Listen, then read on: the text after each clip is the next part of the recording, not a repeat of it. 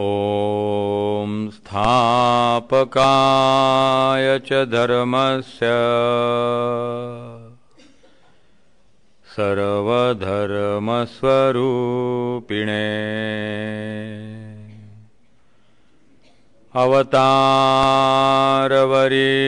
अवतारवरिष्ठाय रामकृष्णाय ते नमः। जननीं शारदां देवी रामकृष्णं जगद्गुरुं पादपद्मे तयो श्रित्वा प्रणमामि मुहुर्मुहुः। नमः श्रीयतिराजाय विवेकानन्दसूरये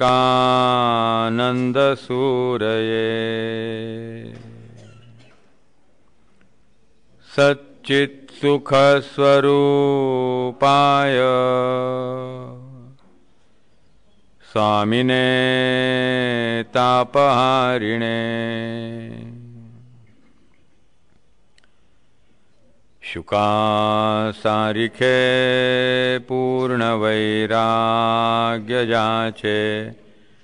वसिष्ठा परिज्ञानयोगेश्वराचे कवी वाल्मीका सारिखा मान्यैसा नमस्कार माझा सद्गुरु रामदासा। मनाची शते ऐकता दोष जाती मती मंदते साधना योग्य होती। चढे ज्ञान वैराग्य सामर्थ्य अंगी म्हणे दास विश्वासिता मुक्तिभोगी। जय जय रघुवीर समर्थ सब संतन की जय।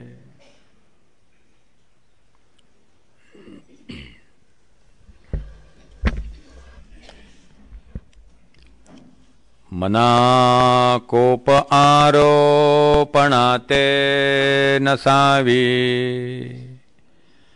मना बुद्धी हे साधु संगी असावी।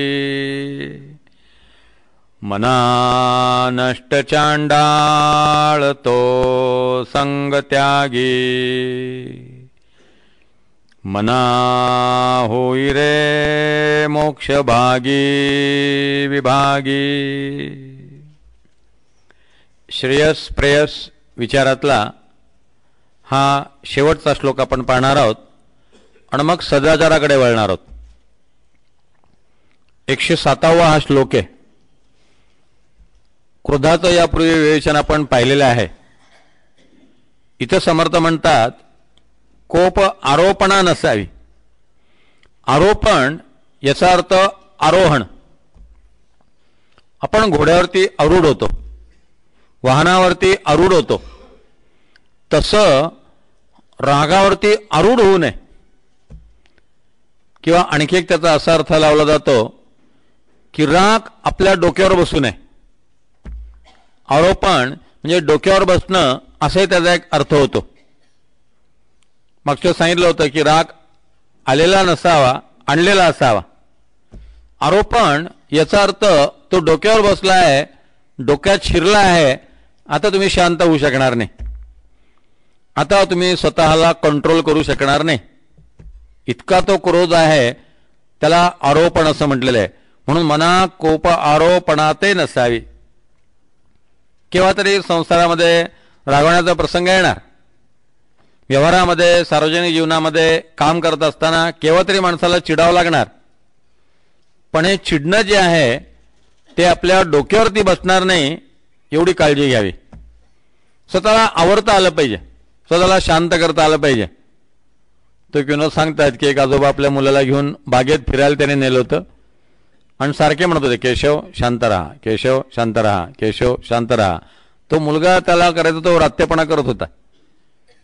तो एकाने विचारलं त्यांना, इतकं म्हणलं तुम्ही त्या नातवाला सांगताय शांत राहा शांत राहा, पण तो काही शांत राहत नाही म्हटले. ते म्हणले, केशव त्याचं नाव नाही माझं नाव आहे म्हटले.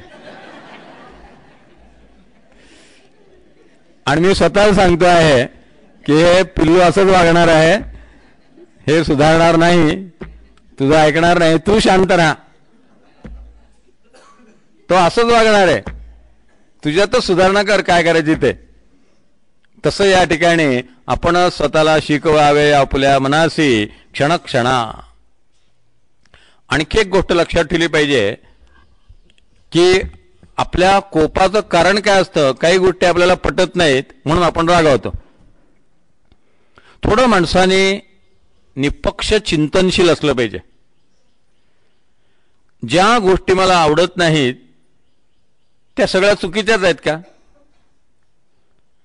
खूपदा माझी ती मानसिक विकृती असू शकेल, खूपदा माझा तो सायकिक प्रॉब्लेम असू शकेल, ती गोष्ट चांगली असू शकेल. मला ती मिळाली नाही म्हणून माझ्या मनात त्याच्याबद्दल जेलसी असेल आणि म्हणून मी क्रोधाने त्याबद्दल काहीतरी प्रतिक्रिया व्यक्त करू शकतो. आणि खूपदा दुसऱ्याला ती गोष्ट योग्य असेल, त्याची मानसिकता आपण कुठे लक्षात घेतो. आपण फक्त स्वतःची मानसिकता लक्षात घेतो आणि लगेच क्रोध व्यक्त करून मोकळं होतो. पण कोप आरोपणा नसावी याचा अर्थ दुसऱ्याची सुद्धा वेगळी मानसिकता असू शकते, त्याची सुद्धा एक काहीतरी बाजू असू शकते, त्याची सुद्धा एक काहीतरी विचारधारा असू शकते. ते आपण समजावून घेतलं पाहिजे. मी म्हणतो तेच बरोबर आहे आणि बाकी सगळेच चूक आहेत, अशा प्रकारची भूमिका जी आहे ती अहंकाराची असते आणि या अहंकारातनं हा कोप जो आहे तो वाढत राहतो. म्हणून कोप आरोपणातनं जर सुटका करून घ्यायची असेल तर मना बुद्धी हे साधू संगी वसावी, किंवा मना नष्ट चांडाळ तो संग त्यागी.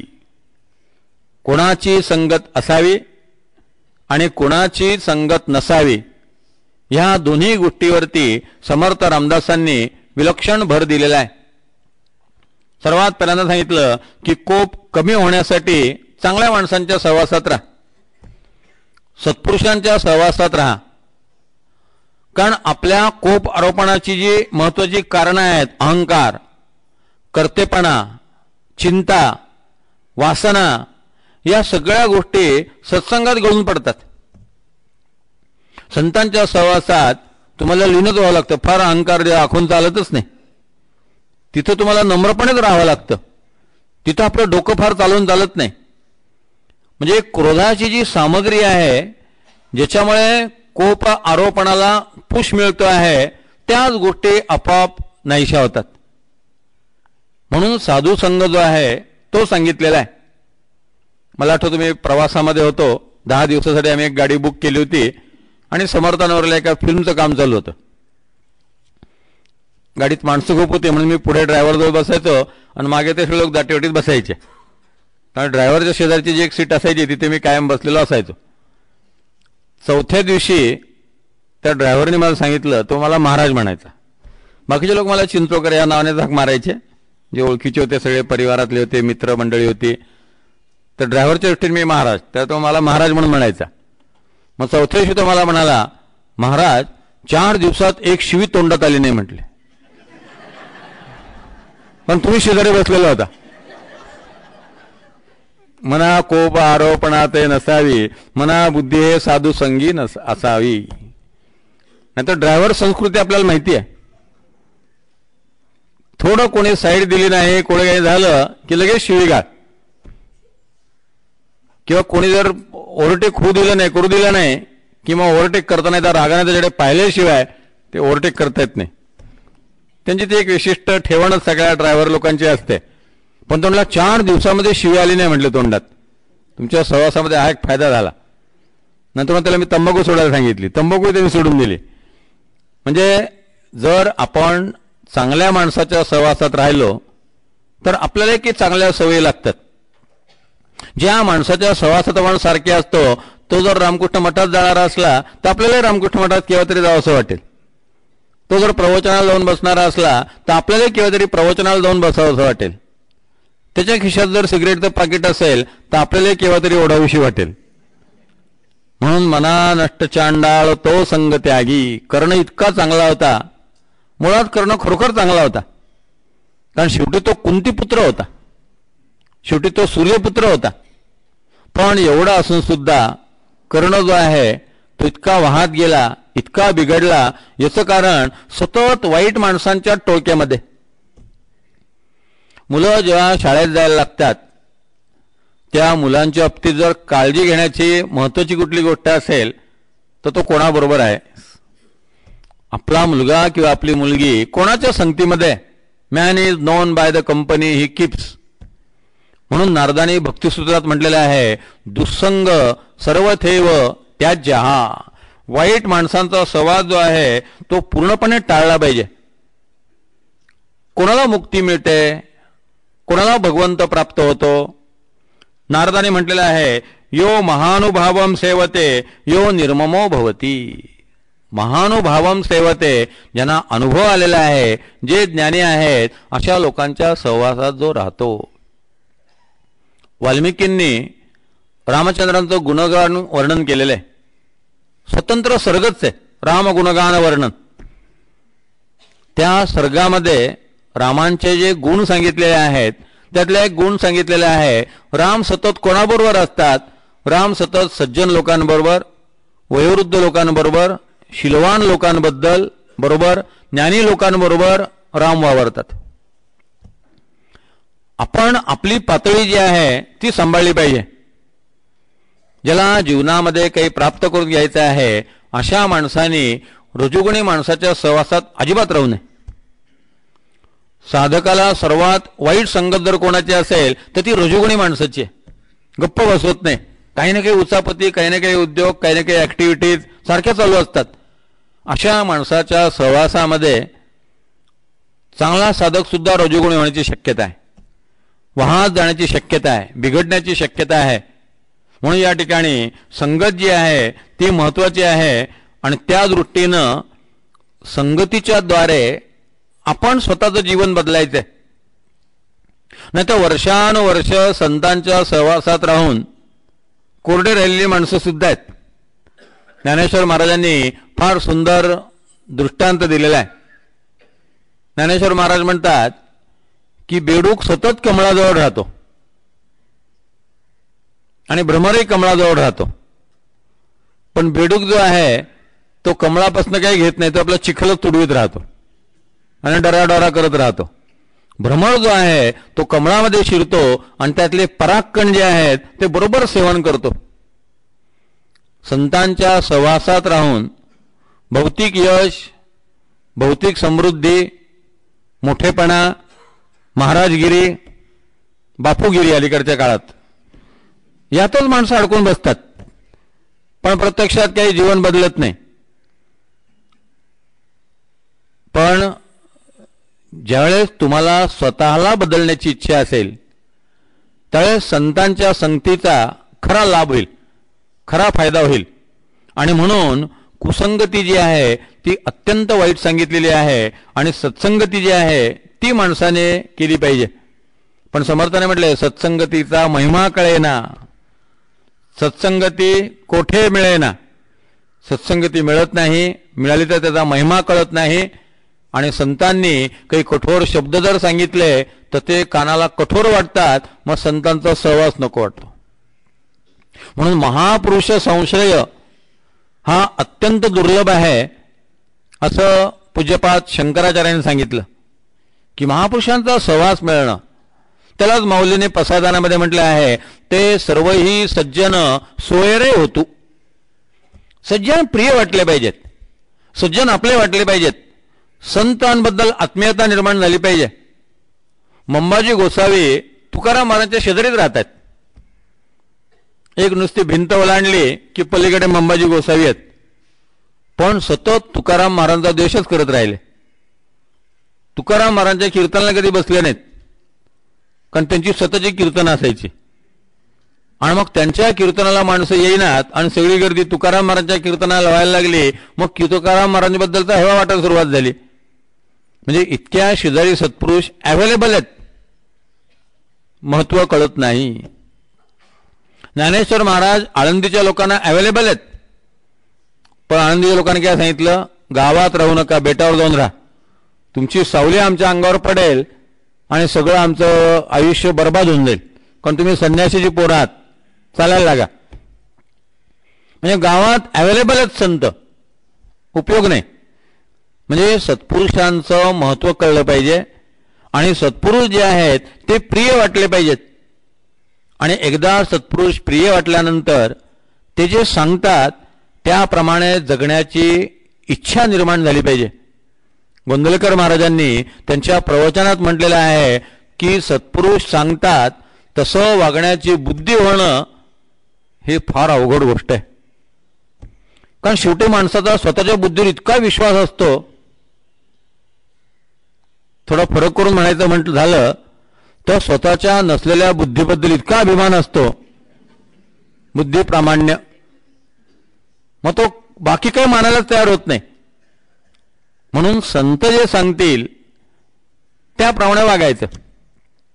एक कुठेतरी अशी जागा असली पाहिजे की ज्या ठिकाणी मी पूर्ण शरणागत आहे आणि काही तर्क करत नाहीये, पूर्ण शरणागती. व्यवहारात प्रत्येक ठिकाणी आपण तर्क करत आहोत, व्यवहारात प्रत्येक ठिकाणी आपण बुद्धीचा कस लावतो आहे. एक कुठेतरी अशी जागा असावी की ज्या ठिकाणी मी खरोखर डोकं वापरत नाहीये. जरा अंधश्रद्धा निर्मूलनाला हे ऐकून वाईट वाटेल, पण ज्याला आपण रिलीफ म्हणतो, बघा लहान मुलाला आईच्या कडेवर किती रिलीफ असतो.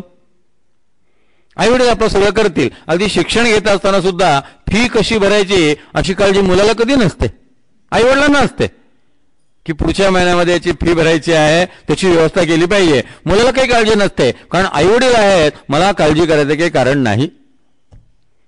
जसा तो मुलगा आपल्या कपडा लत्ता फी जेवण खाण या बाबतीत पूर्ण निर्धास्त असतो, त्याला आईवडिलांबद्दल पूर्ण भरोसा असतो.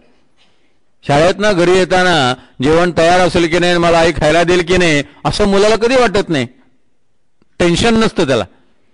मग अशा पद्धतीनं कुठेतरी अशी पूर्ण श्रद्धा असावी की ज्या ठिकाणी मी गेलो की मला रिलीफ आहे, तुम्ही सांगाल त्याप्रमाणे मी करीन, मी माझी बुद्धी वापरणार नाही. अशा प्रकारची एक मनाला शांतता, अशा प्रकारची मनाला एक कुवासा, ज्याला समर्थाने शब्द वापरलेला आहे, आश्रयाची जागा ती माणसाला असली पाहिजे. आणि ती जागा म्हणजे सत्संग आहे, ती जागा म्हणजे सत्पुरुष आहेत. आणि म्हणून शेवटी समर्थ म्हणतात, मना होई रे मोक्ष भागी विभागी. मोक्ष भागी विभागी हा शब्दप्रयोग फार गोड आहे. ज्याप्रमाणे मुलं वडिलांना म्हणतात की आमच्या वाटा आम्हाला द्या, त्याप्रमाणे समर्थ म्हणतात की मोक्ष हा तुझा हक्काच आहे, तुझा मोक्षाचा वाटा मागून ये परब्रह्माकडनं. जसं लोकमान्य टिळक म्हणायचे की स्वराज्य हा माझा जन्मसिद्ध हक्क आहे आणि तो मी मिळवीनच, तसं मोक्ष हा माझा जन्मसिद्ध हक्क आहे, ते माझं स्वरूप आहे. म्हणून मना होई रे मोक्ष भागी विभागी, याचा अर्थ तुझा जो मोक्षाचा वाटा आहे, तुझा जो मोक्षाचा हिस्सा आहे, तो मागून घे आणि त्यामध्ये तू तद्रूप होऊन जा. तू मोक्षाची अवस्था जी आहे ती प्राप्त करून घे. मोक्षाचं वर्णन करताना म्हटलेलं आहे, न मोक्षो न बसा न पृष्ठे न पाताले न भूतले मोक्षो हि चेत विमलम सम्यक ज्ञान विबोधितम. चित्ताच्या शांत दशेला, स्वरूप साक्षात्काराच्या अवस्थेला मोक्ष असं म्हटलेलं आहे. माणसांची अशी कल्पना असते की मोक्ष म्हणजे अशी कुठली तरी एक जागा आहे, तिथं जाऊन राहावं लागतं. स्वर्गाबद्दलची स्वर्ग ही कल्पना भौगोलिक आहे, नरक ही कल्पना भौगोलिक आहे, पाताळ ही कल्पना भौगोलिक आहे पुराणामध्ये. पण मोक्ष ही कल्पना भौगोलिक नाही आहे. मोक्ष ही चित्त दशा आहे.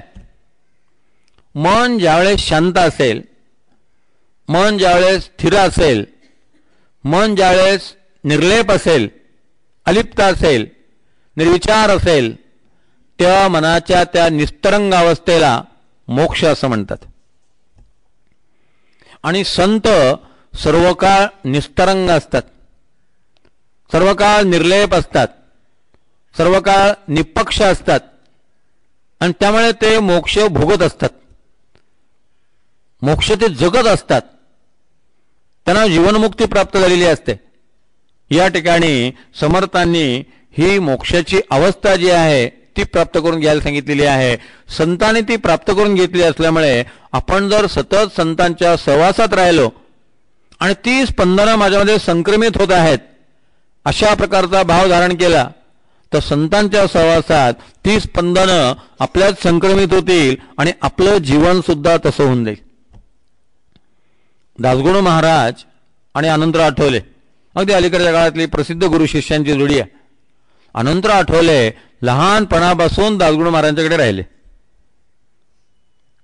लहानपणापासून त्यांचा सांभाळ दासगुणू महाराजांनी केला, त्यांचं शिक्षण दासगुणू महाराजांनी केलं. पुढे अध्यात्मातले गुरु त्यांचे दासगुणू महाराज झाले. त्यांच्या सगळ्या गोष्टी दासगुणू महाराजांनी केल्या. संतांच्या असं सतत सहवासात राहणं, संतांचं अंकित होणं, ते देतील तसा जीवनाला आकार धारण करणं हे या ठिकाणी समर्थांना अपेक्षित आहे. आणि मग अशा संतांच्या सहवासामध्ये आपण मोक्षाचे अधिकारी होतो. तर इतर सगळ्या मार्गापेक्षा साधूंच्या सहवासात राहणं हा सर्वात श्रेष्ठ मार्ग आहे. आणि तो सर्वात श्रेष्ठ आहे म्हणण्यापेक्षा शॉर्टकट आहे. खरा शॉर्टकट जर परमार्थात, तसा परमार्थात शॉर्टकट नाहीच आहे, पण त्यातल्या त्यात मग शॉर्टकट पाहिजे असेल तर संतांच्या सहवासात. जेवढी विवेकानंद रामकृष्णांच्या सहवासात राहिले, जे काही रूपांतरण स्वामीजींचं झालं ते सगळं रामकृष्णांच्या सहवासात झालं. म्हणून मना बुद्धी हे साधू संगी असावी. मन सतत सत्संगामध्ये असलं पाहिजे. दुःसंग सर्वथैव त्याज्य म्हटलेलं आहे. आणि ह्याद्वारे जो मोक्ष मिळेल त्या मोक्षाचा तू अधिकारी हो असं समर्थ रामदास म्हणतात. पुढे सदाचार हा विषय सुरू झालेला आहे. आता काही लोक आधी श्लोक वाचून येणारे असतात, त्यांची सोय व्हावी म्हणून मुद्दाम सांगतो. सदाचाराचे जे श्लोक आपण बघणार आहोत, 3 नंबरचा श्लोक सदाचाराचा आहे. 7वा श्लोक मना श्रेष्ठ धारिष्ठ जीवी धरावे सदाचाराचा आहे. 8वा श्लोक देहत्यागिता कीर्ती मागे उरावी सदाचाराचा आहे. त्यानंतर 102 ते 106 हे जे 5 श्लोक आहेत हे 5ही श्लोक सदाचाराचे आहेत. त्यानंतर 131 आणि 132 हे 2 श्लोक जे आहेत ते सदाचाराचे आहेत. हे सगळे सदाचाराचे श्लोक पाहून झाले किंवा आपण मनाच्या श्लोकातील सुखदुःख विचार इकडे वळणार आहोत. जगी सर्वसुखी यसा कोण आहे विचारी मना तुची शोधो निपाहे. हा सुखदुःखांचा विचार आपण सदाचाराच्या नंतर करू. त्या सदाचाराचे जे श्लोक आहेत त्यामध्ये 3रा श्लोक आहे प्रभाते मनी रामचिंतित जावा पुढे वैखरी राम आधी वदावा सदाचार हा थोर सांडू नयेतो जनी तोचितो मानवी धन्य होतो. या श्लोकामध्ये एक वैशिष्ट्य आपल्याला पाहायला मिळेल. विचार, उच्चार आणि आचार या तिन्हींचा सुसंवाद पाहायला मिळेल. चिंतन रामाचं, उच्चार रामनामाचा आणि आचरण रामासारखं. समर्थांची सदाचाराची व्याख्या आहे रामासारखं वागणं म्हणजे सदाचार. म्हणून पहिल्यांदा मनात रामाचं चिंतन, मनात एक आणि ओठावर वेगळं असं असता कामा नये. बोलणे एक, चालणे एक, या नाव हीन विवेक सर्व समर्थाने व्याख्या केलेली आहे. उलट बोलतो खरे चालतो खरे त्यास मानिती लहान थोरे. किंवा बोलण्यासारखे चालणे स्वये करूनी बोलणे तयांची वचने प्रमाणे मानिती जनी. लोक कोणाला मानतात? जो बोलण्याप्रमाणे वागतो त्याला लोक मानतात. जो सांगतो आणि ज्याच्या जीवनात सांगितलेलं आढळतं त्याला लोक मानतात. जो नुसता शाब्दिक बोलतो आणि त्या बोलण्याचे चार्जेस घेतो, 5,000 रुपये सांगितल्याशिवाय मी कुठे रामकथा सांगत नाही, 11,000 घेतल्याशिवाय मी कुठे कीर्तनाला जात नाही, अशा माणसाचं कीर्तन आणि अशा माणसाचं किती व्यर्थ आहे हे लोकांना माहिती असतं. म्हणून या ठिकाणी मनात रामाचं चिंतन, वाणीमध्ये रामाचं नाव आणि कृतीमध्ये रामचंद्र, म्हणजे विचार उच्चार आणि आचार यात कुठेही भेद नाही आहे. सामान्य मनुष्य आणि संत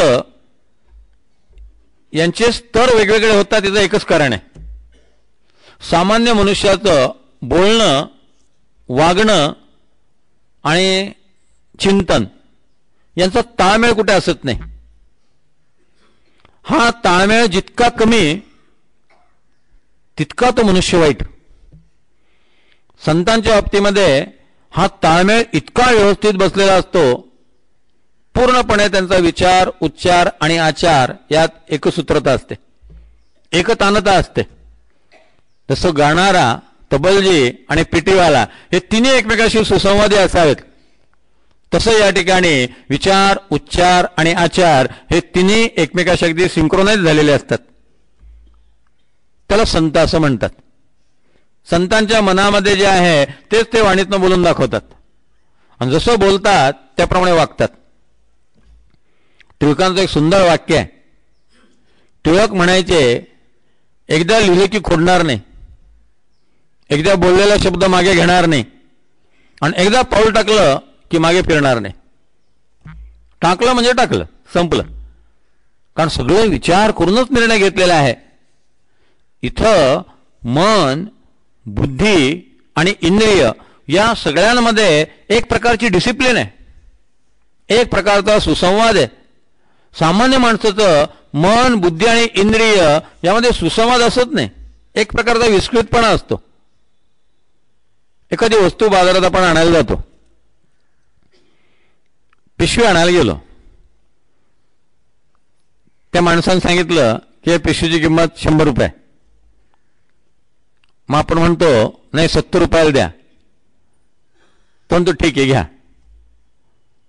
लगेच आपल्या मनात येतं आपण 50 रुपये सांगितले असते तर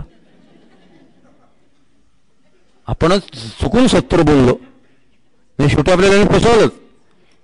म्हणजे 100ची पिशवी 70ला मिळाली हे समाधान आपल्या मनाला मिळत नाही. मनातला विचार बोलणं वागणं या सगळ्यामध्ये एक प्रकारचं असंतुलन असतं, इम्बॅलन्स्ड असतं. आणि संतांच्या बाबतीत या सगळ्यांचं संतुलन जे आहे ते व्यवस्थित असतं, कुठे गडबड नसते. आणि म्हणून समर्थांनी म्हटलेलं आहे, प्रभाते मनी राम चिंतित जावा, पुढे वैखरी रामा आधी वदावा, सदाचार हा थोर सांडू नये तो, जनी तोचितो मानवी धन्य होतो. असा मनुष्य धन्य होतो कुठे? जंगलात नव्हे, जनी. काळ सार्थकची करावा जनासहित. तुम्ही एकांतात साधना कराल, वनात कुठे जाऊन साधना कराल, मग कोणाचा डिस्टर्बन्स नाही, टीव्हीचा डिस्टर्बन्स नाही, मुलांचं रडणं नाही, तिथं तुमचं ध्यान लागेल. ते ध्यान खोटं असेल. शेजारी टीव्ही चालू आहे, घरात मुलांचा गलका चालू आहे आणि तरी तुम्ही ध्यानाला बसलेले आहात, हे ध्यान खरं ध्यान आहे. ही शांती खरी शांती आहे. या ठिकाणी जनी तोचितो मानवी धन्य होतो, तो लोकांमध्ये राहून धन्य होतो. रामकृष्ण परमहंस कुठे जंगलात गेले नाहीत, माणसांमध्येच राहिले. त्यांची जी पुजाऱ्याची भूमिका होती ती पुजाऱ्याची भूमिकाही त्यांनी पार पाडली. सगळे व्यवहार रामकृष्ण परमहंस करत होते, पण हे सगळं करत असताना ते सतत कालीमातेच्या अनुसंधानामध्ये होते. विचार उच्चार आणि आचार या तिन्हीमध्ये कालीमाता सामावलेली होती. परवा सांगितलं, जिथं राम शब्द आला असेल तिथं जने आपलं प्रेमास्पद घेऊन टाकायचं. शंकर म्हणा कृष्ण म्हणा, ज्याचा जो देव असेल त्या देवाची आराधना त्यांनी गृहीत धरायची. ठाकूरांचं सर्वस्व कालीमाता होती. मग या ठिकाणी सकाळी उठून पहिल्यांदा रामाचं चिंतन करा. प्रभाते म्हटलेलं आहे. सकाळची वेळ ही साधनेच्या दृष्टीनं सर्वात चांगली असते, कारण रात्री झोप झालेली असते, विश्रांती झालेली असते. झोप पूर्ण होऊन उठले असल्यामुळे ध्यानात झोप लागली अशी शक्यता कमी होते, जपात झोप लागली अशी शक्यता कमी होते, कारण झोपेतनंच उठलेले आहात, तुम्ही तृप्त आहात, शांत आहात. संध्याकाळी शक्यता आहे की तुम्ही दिवसभर कामं केलेली आहेत, धावपळ केलेली आहे, चित्ताला खूप व्यग्रता दिली होती, मन झटकन एकाग्र होणार नाही. सकाळच्या वेळेला साऊंड पोल्युशन अजिबात नसतं, फोन येण्याची शक्यता अजिबात नसते, बेल दाबली जाण्याची शक्यता अजिबात नसते. अजून टीव्ही सुरू झालेले नाही आहेत, अजून शेजारचा पादार्थांचा गलका सुरू झालेला नाही आहे, अजून पार्किंगमध्ये मुलांचं क्रिकेट सुरू झालेलं नाही आहे. शांतता आहे. आणि अशा शांततेच्या वेळेला जर तुम्ही ध्यानाला बसला तर प्रकृती जी आहे ती तुम्हाला मदत करत असते. सूर्योदय व्हायचा असतो तेव्हा सूर्याची किरणं जी असतात ती मुळात ऊर्ध्वरेतस असतात, आणि सूर्याची जी ऊर्ध्वरेतस किरणं आहेत ती सूर्योदयाची किरणं जी आहेत ते आपल्याला मदत करतात. म्हणून आपल्या इथं पहाटे 3 ते 6 हा काळ जो आहे हा ब्राह्ममुहूर्त सांगितलेला आहे. अरविंद म्हणत असत की पहाटेच्या वेळेला देवता वातावरणात हिंडत असतात. या देवता म्हणजे सूक्ष्म शक्ती असते, तिचा वातावरणात संचार सुरू असतो. अरविंदांना त्या शक्ती दिसायच्या. अरविंद म्हणत की या शक्ती सकाळी जेव्हा आपल्या घरामध्ये येतात तेव्हा प्रत्येक माणसापाशी येऊन तथास्तु तथास्तु असं म्हणतात आणि जातात. तुम्ही झोपलेला असाल तथास्तु झोपा, उठला नाहीत तरी चालेल, कायमची झोपा. पण तुम्ही जर पहाटे उठून जप करत असलात तथास्तु, तुम्ही ध्यान करत असलात तथास्तु. माझ्या माहितीचे ग्रस्त होते, 84 वर्षाचे, कोट्याधीश होते. मला म्हणाले की मी त्यांना म्हटलं सकाळी किती वाजता उठता? मी रोज पहाटे 4ला उठतो म्हटले. मला फार कौतुक वाटलं. म्हटलं इतके लोक उठून काय करता? सकाळी म्हटले शेअर बाजाराच्या वेळेला टीव्ही व्यवस्थित, कॉम्प्युटर व्यवस्थित मिळतो म्हटले. दिवसभर म्हटले इंटरनेटवर इतकी गर्दी असते, लवकर लाईन मिळत नाही म्हटले, तर त्या दिवशीचे मार्केटचे रेट काय आहेत ते मी पहाटे 4ला बघून घेतो म्हटले.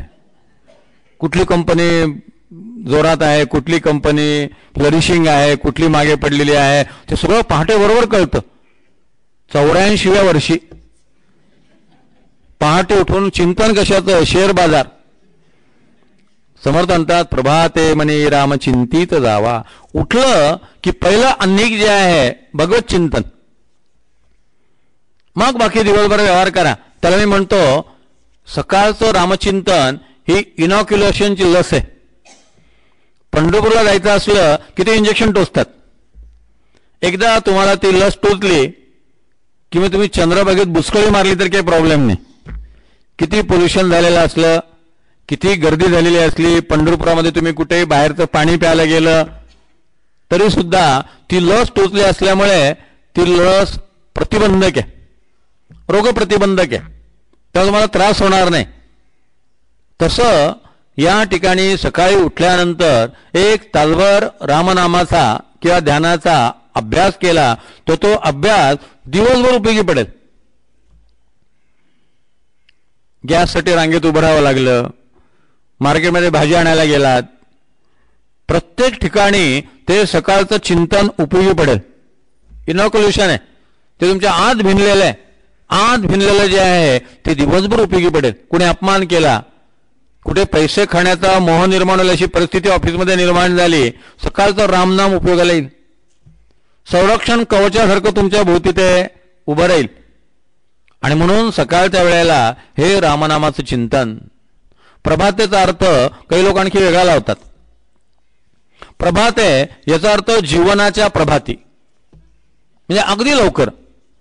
प्रभाते म्हणे रामचिंतित जावा याचा अर्थ लहानपणीच रामाचं चिंतन सुरू करा जीवनाच्या प्रभाती.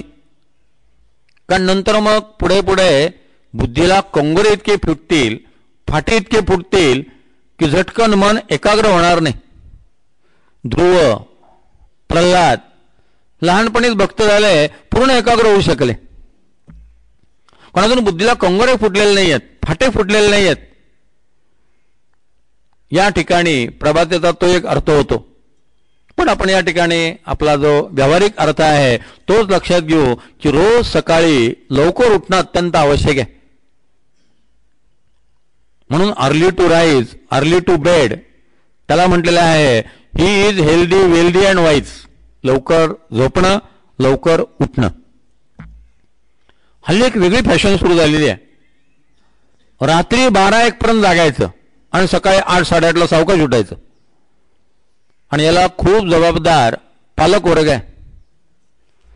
11:30 पर्यंत त्या मालिका पाहायच्या असतात. खरी सर्वात मोठी समस्या पालकांचं काय करायचं हीच आहे. विद्यार्थ्याला सांगता येतं, मुलाला 2 फटके मारता येतात, कान पकडता येतो लहान मुलाचा. मोठ्या माणसाचं काय करायचं? 11:30 काही ठिकाणी मी पाहतो जसं अग्निहोत्र असावं तसं टीव्ही चालू असतो. केवळ जा, तुमची सोय आहेच, कुठली तरी मालिका चालूच आहे. काही कुटुंबीय पाहिलेली आहेत, सारखा टीव्ही. आणि मग रात्री 11:30-12 पर्यंत त्या मालिका आईवडील पाहत असतात. बरं, आईवडील पाहत असले की मुलं शेजारी बसतात. मग मुलांना कसं नाही म्हणायचं? आपणच ठरवलं पाहिजे की 9 नंतर टीव्ही बंद. काही नियम आपणच केले पाहिजेत. अनेकदा असं होतं थिएटर 12 वाजता बंद होईल, टीव्ही 2 वाजेपर्यंत चालू असतो, 2:30 पर्यंत चालू असतो. काही काळ ते सीडी आणतात, व्हीसीडी आणतात, रात्रभर चालू असतं. या ठिकाणी आपणच ठरवलं पाहिजे की करमणुकीचे तास किती असावेत. जीवनात करमणूक आवश्यक आहे. टीव्हीवरले काही काही कार्यक्रम खरोखर चांगले असतात. काही काही चॅनल जे आहेत ते चांगले कार्यक्रम देणारेच चॅनल्स आहेत. मग ते जे चॅनल्स आहेत ते पाहत असताना सुद्धा ज्ञान आणि मनोरंजन हे किती प्रमाणात घ्यायचं ते ठरवून गेलं पाहिजे. आणि त्याप्रमाणे घरात टीव्हीचे तास ठरले पाहिजेत. रात्री 9 नंतर घरात टीव्ही चालू असणार नाही हा नियमच करून टाकला पाहिजे. म्हणजे मग आपोआप मुलं लवकर झोपतील. आणि मुलं शेवटी फरक काय पडतो? रात्री 1ला झोपून 8ला उठलं काय आणि रात्री 10ला झोपून 5ला उठलं काय? 7 तास झोप झाली. पण ते 1ला जागायची फॅशन झालेली आहे.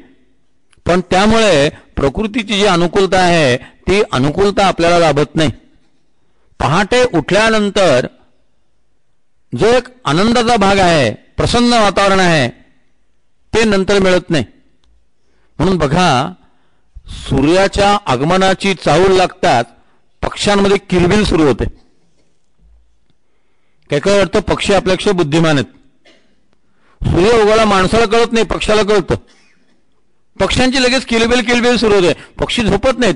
सूर्य येणार ही घटना किती मौलिक आहे. अंधार होता, आता प्रकाश आहे, ही घटना किती आनंदाची आहे. नुसतं आम्ही म्हणतो तमसोमा ज्योतिर्गमय, अंधाराकडून प्रकाशाकडे. आपण अंधाराकडून प्रकाशाकडे चाललेलो आहे, ट्रान्सेंड होत आहोत, ही मौलिक घटना आहे. आणि असं मौलिक प्रकृतीमध्ये घडत आहे. आणि तुम्ही कांबळे घेऊन झोपलेले आहात, तुम्ही रग घेऊन झोपलेले आहात, करंट आहात, बाकी काही नाही. अशा करंट्या माणसाला या जगात कोणी काही करू शकणार नाही. म्हणून सकाळी लवकर उठलं पाहिजे आणि लवकर उठून भगवंताचं चिंतन केलं पाहिजे. सकाळची जी एक शांतता आहे त्या शांततेचा आणि आपली पूर्ण विश्रांती झालेली आहे त्या विश्रांतीचा लाभ घ्यायचा आणि मग रामचिंतन करायचं.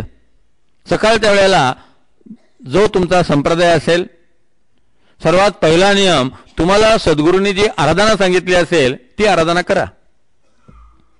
सद्गुरूंनी तुम्हाला एखादा ग्रंथ वाचायला सांगितला असेल, सद्गुरूंनी तुम्हाला एखादा मंत्र दिलेला असेल, पहाटेच्या वेळेला सद्गुरूंनी दिलेल्या मंत्राचं जप आणि सद्गुरूंनी सांगितलेल्या ग्रंथाचं वाचन.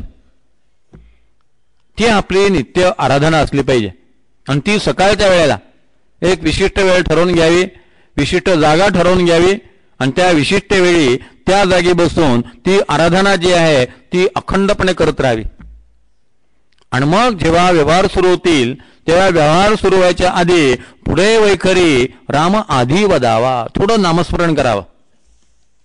अनेकदा असं होतं, चिंतनामुळे तुम्ही असे खोल गेलेले असता आणि खोल गेलेले असताना एकदम तुम्ही जर व्यवहार करायला लागलात तर आकाशातून कोसळल्यासारखं होतं.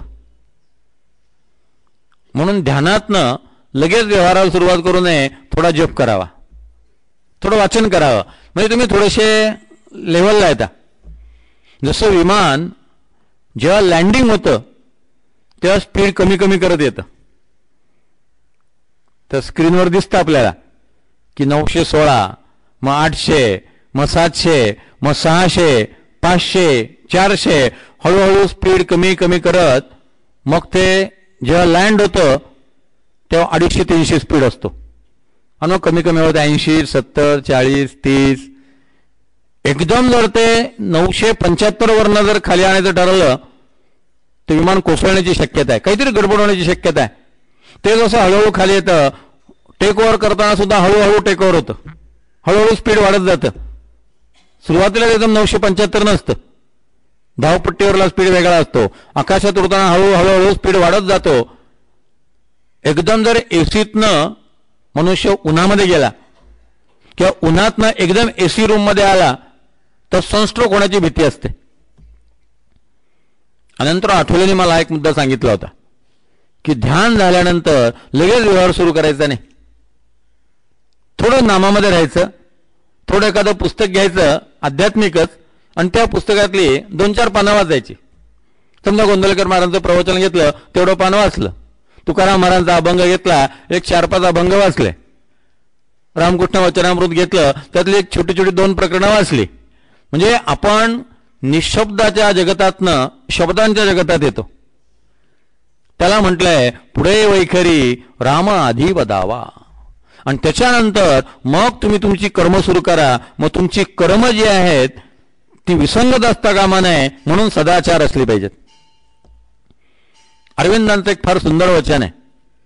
अरविंद म्हणतात तुमच्या प्रार्थना आणि तुमचं आचरण यात विसंगती असता कामा नये.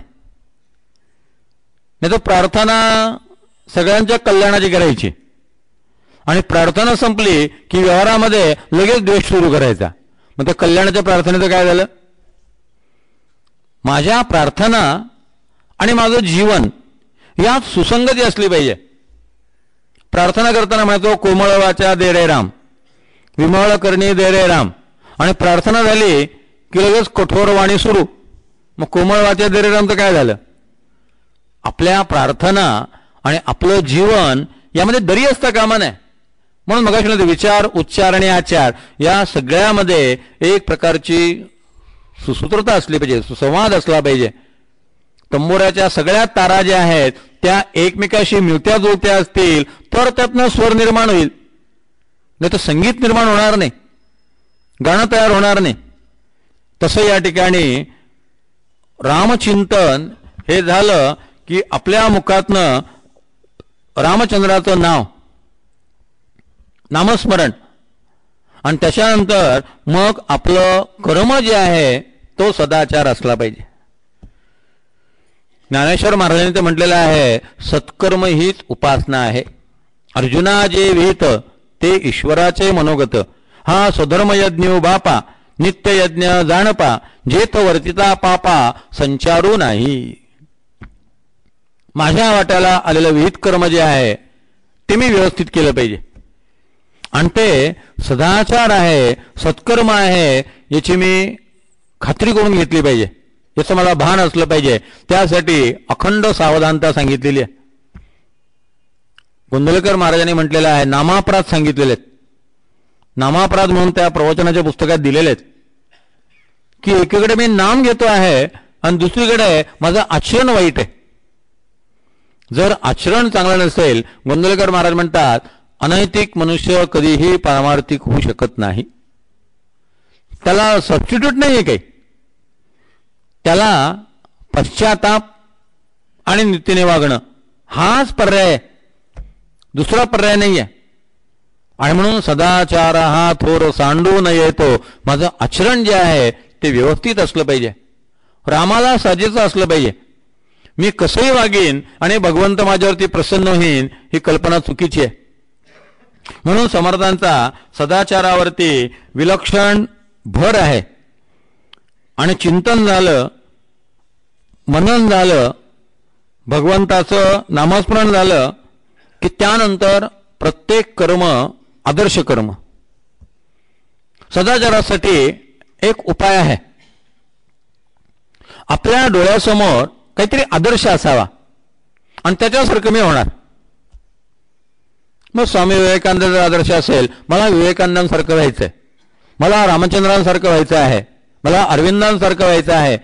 पूर्वीच्या काळी जो एक आदर्श डोळ्यासमोर ठेवला जात असे तो तेवढ्यासाठी की मला तसं व्हायचं आहे आणि मला तसं व्हायचं आहे असा आदर्श डोळ्यासमोर ठेवला. म्हणजे तो कसा वागला, त्यांनी काय केलं, त्याची वृत्ती कशी होती, त्याचं आचरण कसं होतं, हे माझ्या जीवनाचं मानदंड आणि मापपट्टी होऊन जाते. तो थर्मामीटर होऊन जातो. मग त्या थर्मामीटरप्रमाणे, त्या मापपट्टीप्रमाणे मी माझ्या जीवनाची रूपरेषा आखायची. म्हणून डोळ्यासमोर एक कुठला तरी आदर्श असला पाहिजे. फार तो मोठा आदर्श वाटत असला, आपल्या व्यवहारातले आदर्श डोळ्यासमोर ठेवावेत. आपल्या व्यवहारातले जे आदर्श आहेत, एखादा शिवाजीराव भोसलेंसारखा मनुष्य, बाबासाहेब पुरंदरेंसारखा मनुष्य, राम शेवाळकरांसारखा मनुष्य, विजयराव भटकरांसारखा मनुष्य, ही माणसं आपल्या समोर आहेत की ज्या माणसांनी आपलं भौतिक जीवन यशस्वी केलं आणि आध्यात्मिक जीवनामध्ये त्यांना यश मिळालं. एक समोर काहीतरी आदर्श असला पाहिजे की त्याप्रमाणे मोहीन, त्याप्रमाणे मी वागेन, असा आदर्श डोळ्यासमोर असला म्हणजे मनुष्याच्या जीवनामध्ये सदाचार आपोआप चालत येतो. म्हणून रामरक्षा, भीमरूपी समर्थ जर माझा आदर्श असेल तर मला भीमरूपी म्हणावं असं वाटेल, मला मनाचे श्लोक म्हणायचे वाटतील. अनिल अवचटांनी त्यांच्या संभ्रम नावाच्या पुस्तकात अत्यंत प्रामाणिकपणे कबूल केलं की अलीकडच्या काळामध्ये जी व्यसनाधीनता वाढली त्याचं मुख्य कारण आजी आणि आजोबा ही संस्कृती नष्ट झाली. पूर्वी आजी आणि आजोबा मुलांना रामरक्षा आणि भीमरूपी शिकवत होते. जो मुलगा रामरक्षा म्हणतो आहे आणि भीमरूपी म्हणतो आहे तो एकदम अफू, गांजा आणि चरस घेणार नाही. कारण त्याला माहिती मी रामरक्षा म्हणतोय, मी भीमरूपी स्तोत्र म्हणतोय, मला आजीने हे शिकवलेलं आहे, मला सिगरेट ओढून चालणार नाही, मला हे चरस प्राशन करून चालणार नाही, सेवन करून चालणार नाही. हे लगेच त्याला एक प्रकारचा नैतिक धाक होता. जो मनुष्य मंदिरात जातो त्याच्यावरती एक धाक असतो, अरे मी रोज रामकृष्ण मठामध्ये जातो, मी असं करून चालणार नाही. माझ्या तोंडाला जर सिगरेटचा वास आला आणि स्वामीने मला विचारलं का रे सिगरेट ओढलीस का, तर मी काय उत्तर देऊ, नको. म्हणजे सत्पुरुषांचा सहवास असला आणि पवित्र स्थानी जाण्याचा नियम असला की लगेच आचरणाला कसा धाक येतो बघा, लगेच आचरणात सुधारणा होते. म्हणून सदाचार हा थोर सांडू न येतो, जनी तोचितो मानवी धन्य होतो. असा मनुष्य जो आहे तो लोकांमध्ये वावरतो आणि समाजामध्ये स्वतःचं जीवन सार्थक करतो. त्याला वनात जावं लागत नाही. काळ सार्थकची करावा जनासहित, जो जनामध्ये वागे परी जना वेगळी गोष्टी सांगे, ज्याच्या अंगी ज्ञान जागे तोची साधू. वनात जातो त्याला साधू म्हणत नाहीत समर्थ. जना वेगळी गोष्टी सांगे परी जनामध्ये वागे. माऊलीने म्हटलेले मार्गाद्वारे वर्तावे, विश्व हे मोहरीची लावावे, अलौलिक न व्हावे लोकाप्रती. समर्थाने म्हटलंय प्रकृती सारिखे चालावे, अंतरी शाश्वत ओळखावे, सत्य होऊनी वर्तावे लोका ऐसे. चार माणसांसारखं वागावं, चार माणसांसारखं वावरावं. हा मनुष्य समाजात वावरत असताना तशा पद्धतीने वावरत असतो. आणि मग पुढे म्हटलेलं आहे मना श्रेष्ठ धारिष्ट जीवी धरावे, मना बोलणे नीच शोषित जावे, स्वये सर्वदा नम्र वाचे वदावे, मना सर्व लोका सिरे निववावे. धारिष्ट याचा अर्थ पेशन्स. इंग्रजीत ज्याला पेशन्स म्हणतात त्याला मराठीत धारिष्ट म्हटलेलं आहे. वीर असला पाहिजे. फार प्रतिकूल काळामध्ये समर्थाने काम केलेलं आहे. फार विपरीत स्थितीमध्ये शिवाजी महाराजांनी स्वराज्य स्थापन केलेलं आहे. म्हणून समर्थ म्हणतात, धीर धरा, धीर धरा, तकवा, हडबडू गडबडू नका, धरावा धीर तो मोठा, सांडावे भयपोटीचे. भीती टाकून द्या. पुढे ते श्लोक येणार आहेत. भवाच्या भये काय भीतो सलंडी, धरी रे मना धीर धाकासी सांडी, रघुनायका सारिखा स्वामी शिरी, नपेक्षी कदा कोपल्या दंडधारी. धारिष्ट हा एक फार मोठा गुण आहे. अरविंद म्हणतात, ज्याप्रमाणे त्या समुद्रावरला खडक सगळ्या लाटा झेलतो आणि तरी उभा असतो ठामपणे, तशा संकटांच्या लाटा ज्या आहेत त्या झेलत राहा आणि अविचल राहा. कल्पना करा, शिवाजी महाराजांच्यावरती जे संकट आलेलं आहे, 1,30,000 फौज देऊन शायस्ता खान आलाय. तो त्यांच्या लाल महालातच राहतोय. शिवाजी महाराजांचं घरच त्यांनी कॅप्चर केलं. शायस्ता खान आला तेव्हा पुण्याची लोकसंख्या होती 4,000 आणि पुण्याचं नाव होतं कसबा पुणे. त्यांनी कसबा पुणे नाव बदलून टाकलं आणि शायस्ता पेठ असं पुण्याचं नाव केलं. कुठे 4,000 लोकसंख्या आणि कुठे 1,30,000 फौज. आणि त्याच वेळेला विजापूरच्या आदिलशहानं सिद्धी जोहर पाठवला होता, त्याचं सैन्य होतं 65,000. म्हणजे 1,95,000 सैन्य होतं. आणि 1,95,000 सैन्य आलं असताना शिवाजी महाराजांना काही करता येत नव्हतं. पन्हाळगडावरती अडकून पडले होते. तिथून मोठ्या मुश्किलीने सुटले आणि जेव्हा राजगडावरती परत आले, जिजाबाईंना भेटले, तेव्हा फिरंगोजी नरसाळा आला आणि फिरंगोजीने सांगितलं की चाकणचा किल्ला पडला. म्हटले, धनी क्षमा करा, मी चाकणचा किल्ला सांभाळू शकलो नाही. त्या शिवाजी महाराजांनी फार गमतीशीर उत्तर दिलं. शिवाजी महाराज म्हणाले, अरे शायस्ता खान 2 दिवसाचा पाहुणा, तो गेला की चाकण पुन्हा जिंकून घेऊ. तो किती दिवस राहणार आहे? तो काही कायम देता आलेला नाही. तो दिल्लीचा पाहुणा आलेला आहे, जाईल निघून. तो गेला की सगळं परत घेऊ. किती धीर असेल कल्पना करा. चप्पल लवकर सापडलं नाही की माणसं डिस्टर्ब होतात की माझी चप्पल गेली कुठे, आता घरी जायचं कसं, प्रॉब्लेम घरी जायचं कसं. किती साध्या साध्या संकटाने माणसं विचलित होतात. समर्थ म्हणतात, मना श्रेष्ठ धारिष्ट जीवी धरावे. अरविंद तर म्हणतात, अशा संकटकाळी तुमच्यातला अंतस्थ अग्नी जो आहे तो खरा प्रज्वलित होतो. संकट म्हणजे चॅलेंज वाटलं पाहिजे. ते शिवाजी महाराजांना चॅलेंज वाटत होतं. संतांना संकट चॅलेंज वाटत होतं. काय रामचंद्रांची अवस्था आहे बघा.